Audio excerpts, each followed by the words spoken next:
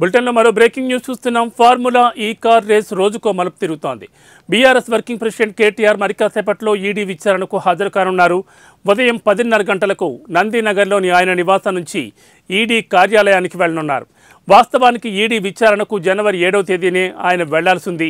కానీ సుప్రీంకోర్టులో quash petition విచారణ నేపథ్యంలో కేటీఆర్ గడువు కోరడంతో నేడు రావాలని ఈడీ మరోమారు నోటీసులు ఇచ్చింది. ఇప్పటికే ఈ కేసులో senior IAS Aravind Kumar, BLN రెడ్లను ఈడీ విచారించింది. దీంతో ఇవాళ జరిగే పరిణామాలపై అందరిలోనూ ఆసక్తి నెలకొంది. ఈడీ విచారణ అనంతరం అరెస్టు చేసే అవకాశం ఉందని తెలుస్తోంది. మొత్తానికి ఏం జరగబోతుందనేది ఉత్కంఠగా మారింది.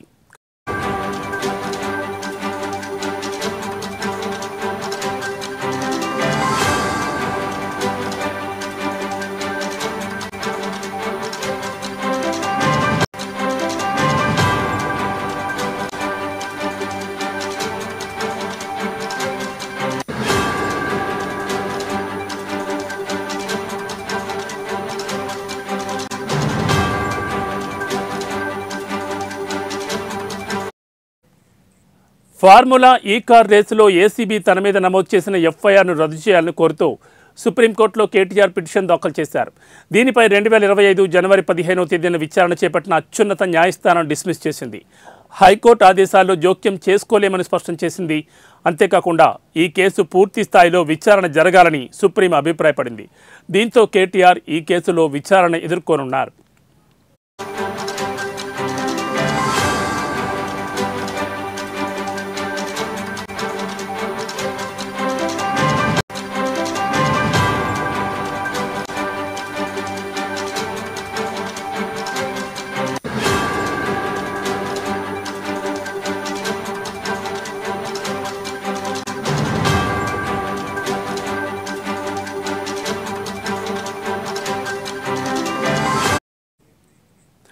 కాగా ఇప్పటికే కేటీఆర్కు తెలంగాణ హైకోర్టులో నిరాశ ఎదురైంది. కేటీఆర్ వేసిన క్వాష్ పిటిషన్ కొట్టివేస్తూ జనవరి 7వ తేదీన ఉత్తర్వులు వెలువరించింది కోర్టు.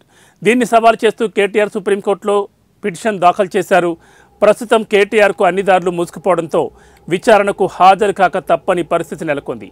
ఇక ఆయనను ఇప్పటికే ఏసీబీ 7 గంటల పాటు విచారించింది. ఫార్ములా ఈ రేస్ విషయంలో బిజినెస్ రూల్స్ ఉల్లంఘన, నిధుల దుర్వినియోగం చేశారన్న ఆరోపణలను కేటీఆర్ ఎదుర్కొంటున్నారు.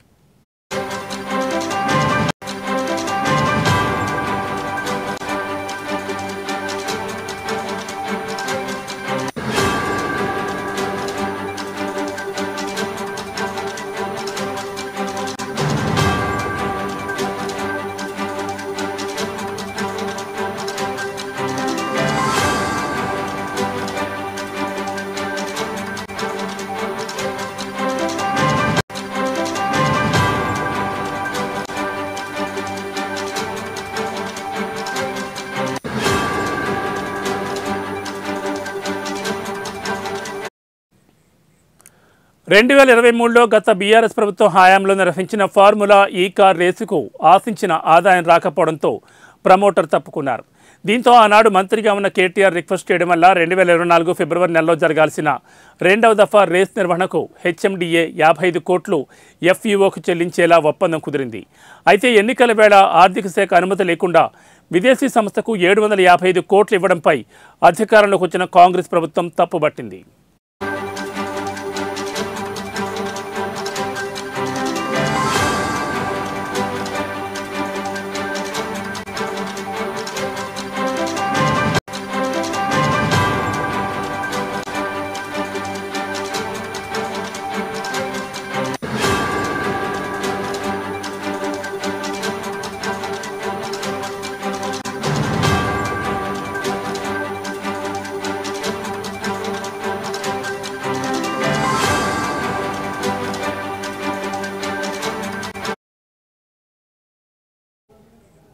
కాగా కేటీఆర్ మౌఖిక ఆదేశాలతోనే చెల్లించినట్లు పురపాలక శాఖ కమిషనర్ విచారణలో తెలిపారు.